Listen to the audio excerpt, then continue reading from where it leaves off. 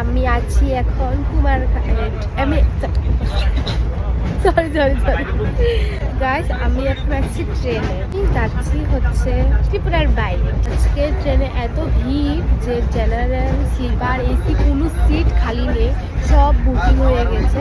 But আমরা উপরে বসে আছি। দাঁড়াও, তোমাদের দেখাচ্ছি আমরা কোথায় আছি। নিচে মানুষ বসেছে, আমরা উপরে বসেছি। ট্রেনের উপরে বলতে সিটের উপরে বসেছি। এখন বদরপুর স্টেশনে চলে এসেছি। আমরা তো আসাম চলে এসেছি। হাই গাইস, দেখো এটা আসাম। ঘুরতে পারছিলাম, আমার শরীরটা খারাপ প্রচন্ড, তো আমি খেতে পেয়েছি। তো চলো তোমাদেরকে দেখে। এটা কি টাইগার?